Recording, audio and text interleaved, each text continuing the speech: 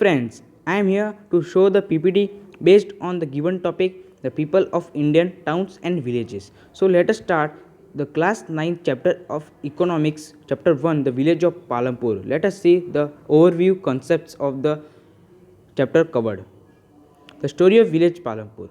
The story of villages Palampur is narrative based on a research study by Gilbert Etinia of a village in Bulandsar district in western Uttar Pradesh.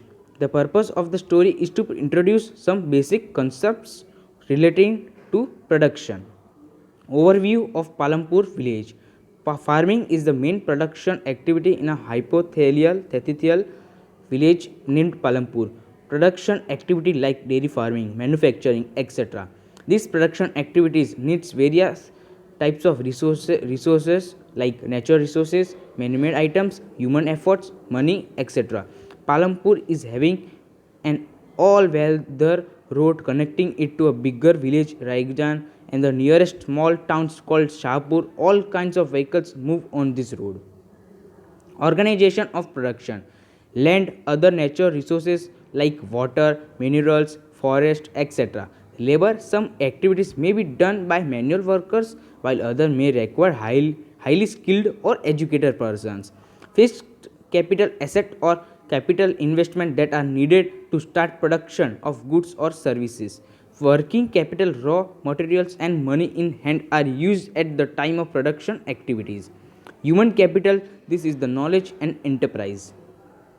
Farming in Palampur. 75% of the working people in Palampur are dependent on farming for their livelihood. Either they are farmers or farming laborers.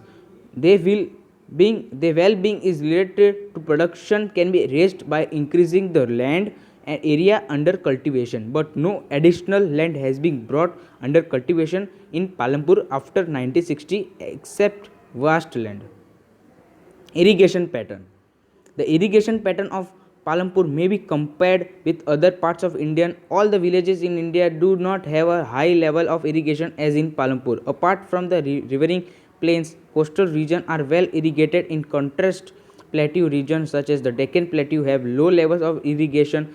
Of the total cultivated area in the country, a little less than 40% is irrigated. In the remaining areas, farming is largely dependent on rainfall. Traditional and modern methods. Modern farming methods. Production can also be increased using modern farming methods for highly yield. Till the mid 1960, farmers used traditional seeds which needed less irrigation but gave relatively poor yields. They also used cow dung and other natural manure as fertilizers. All these were readily available with the farmers. Use of HYV seeds. HYV seeds means high. The Green Revolution in the late 1960 introduced the Indian farmers to the cultivation of wheat and rice using high yielding seeds. High HYV seeds produce much greater amounts of grain on a single plant as compared to a traditional seeds plant.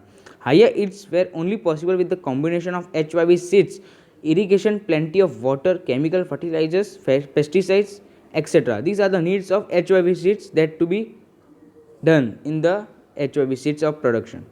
In Indian, farmers of Punjab, Haryana, West, Uttar Pradesh were the first to try out the modern farming. Some farmers also bought farming machinery like tractors and threshers. Non-farming activities in Palampur. At present, non-farm sector in the villages is not large. Only about 25% of the working population in Palampur has acquired non-agricultural occupation, which is almost similar to the percentage of non-farm working force in rural areas of the country. Though there is a variety of non-agricultural activities in the village, example dairy farming, jaggery production, transportation, shopkeeping, computer education, etc. The number of people employed in each activity is quite small. Thank you very much for being a part of this PPT. Comment, share and subscribe. Stay home, stay safe. Thank you very much.